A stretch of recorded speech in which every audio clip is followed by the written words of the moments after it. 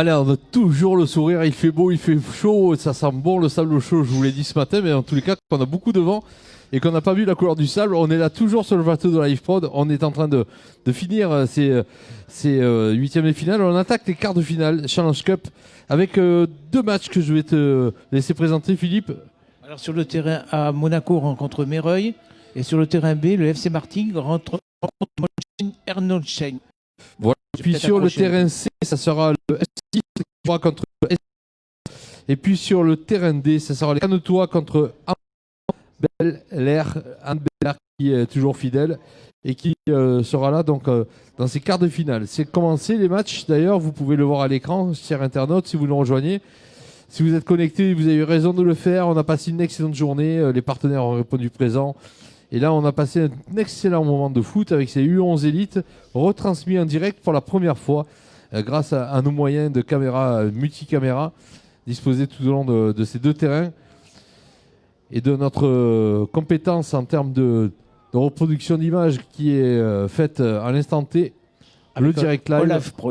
All Live Prod. Magnifique. Tu as tout résumé.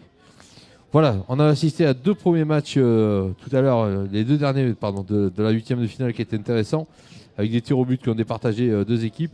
Oui, Montpellier s'est qualifié au tir au but, ainsi que Montrouge. Voilà. Et là, pour l'instant, sur le terrain des de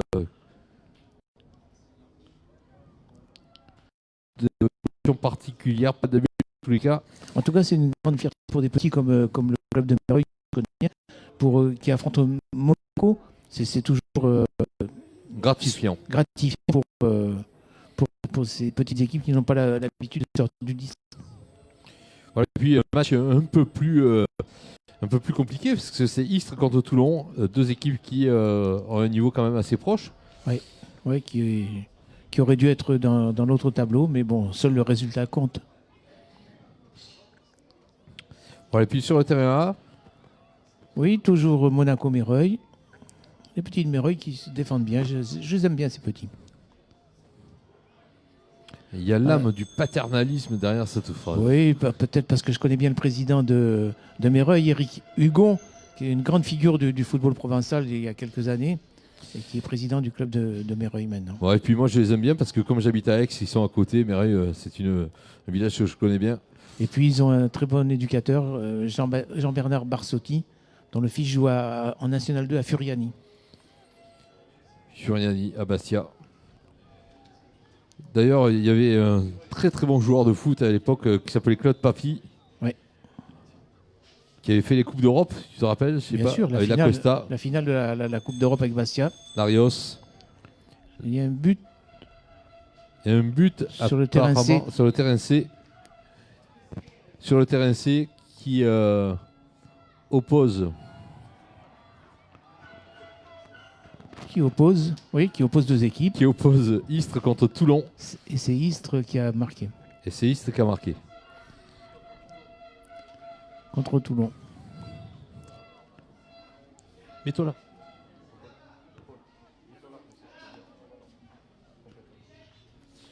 Voilà, puis toujours autant de pression sur et sur toujours autant de monde aussi autour du terrain. Et oui, très joli tournoi. Vous le voyez, les gens se sont regroupés pour ces quarts de finale actuellement, Challenge Cup.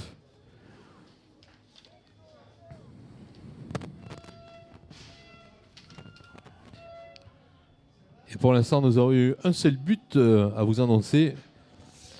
Mais Mereuil est toujours à l'attaque.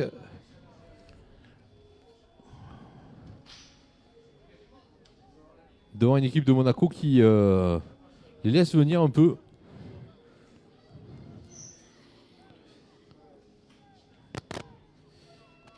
Et puis au niveau Istres-Toulon, sur le terrain C, c'est toujours Istres qui attaque. Et Toulon qui défend. Et sur le terrain B, il me semble que c'est toujours assez équilibré. Oui, entre Martigues et Ernolsheim. Monaco qui vient de marquer? Non, belle tentative, mais un gardien qui a été impérial, qui est sorti sur les pieds du joueur. Et Istres qui vient de marquer sur le terrain C. Le second but. Un second but face à Toulon. Istres qui vient de marquer le deuxième but sur le terrain C. C'est pas mal. Istres qui est en train de bien se positionner également. Oui, pour se diriger vers la finale, c'est possible. Ouais, c'est possible. En attendant, Mereuil et Monaco continuent à essayer de... Sont toujours à égalité. Toujours à égalité. Ainsi que Martigues et Molsheim. Ernolsheim. Je m'améliore pour la prononciation. Je vais finir mes jours en Alsace.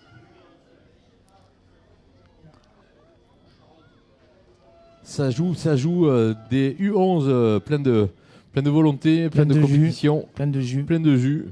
Ça fait plaisir à voir. Toujours dans le fair play, hein, parce qu'il n'y a pas de grosses fautes. C'est bien géré. Les arbitres gèrent bien le jeu. Oui. Il y a 8 arbitres en tout. 8 arbitres qui ont... dont les 2 fils du président.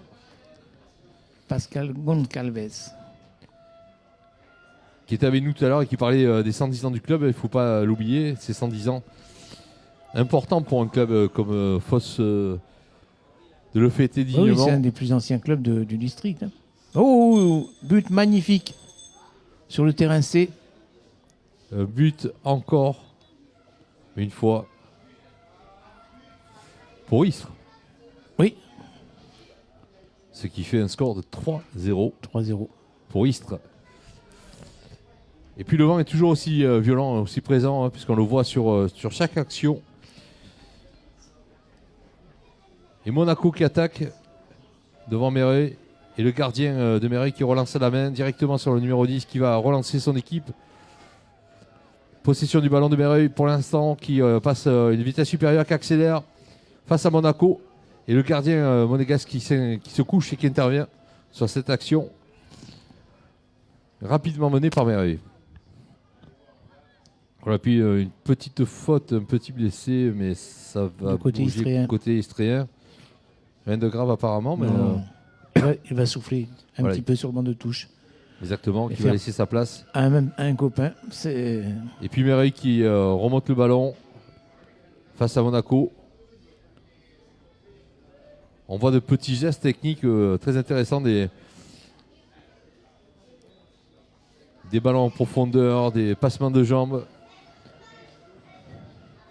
Un tir lointain arrêté par le gardien de Toulon.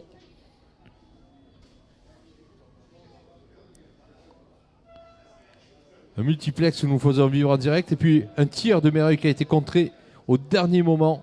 Il partait pleine lucarne.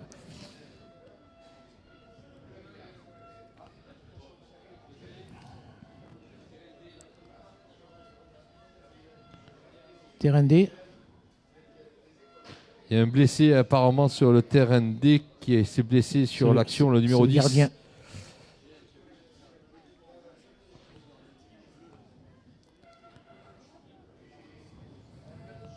Ah.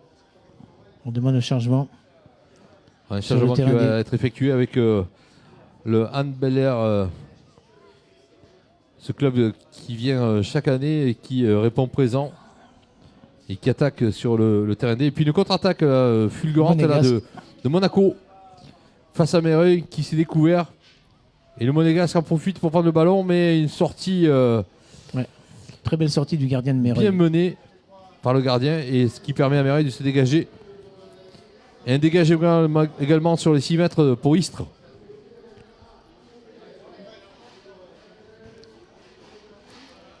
Voilà, beaucoup d'engagement physique entre Monaco et Mereuil.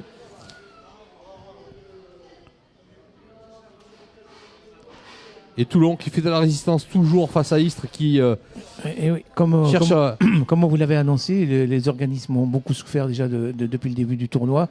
Et là, c'est un petit de Mereuil qui est tombé. Oui. Bon, c'est pas bien dangereux, mais bon, on se rend compte quand même que... Oui, il sautille.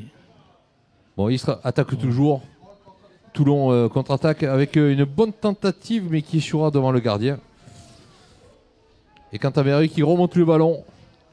Et Monaco qui surgit avec ses défenseurs qui cherchent à faire le break.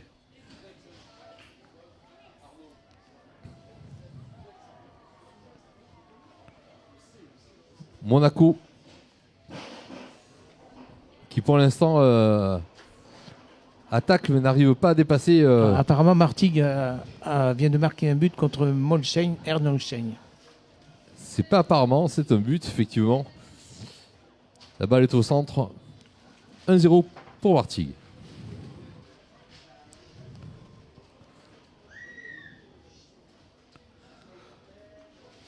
Voilà, une faute qui vient d'être sifflée à l'avantage de Mereuil contre Monaco.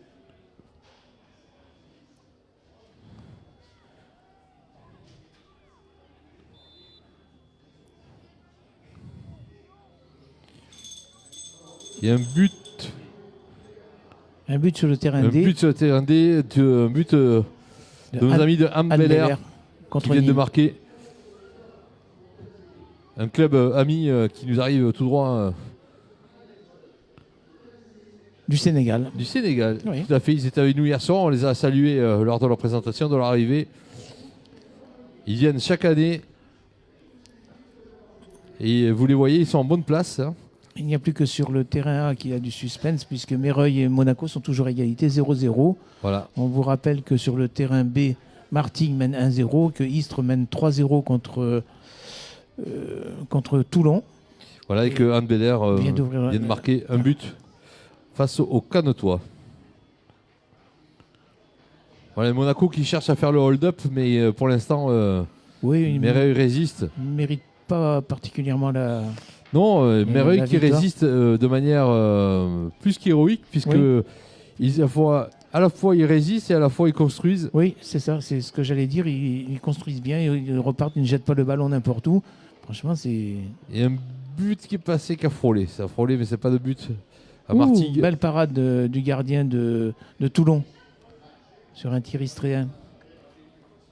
Voilà, j'étais en train de regarder plutôt Mereuil qui couvre bien sa balle, le gardien qui relance à la main et Mereuil qui repart.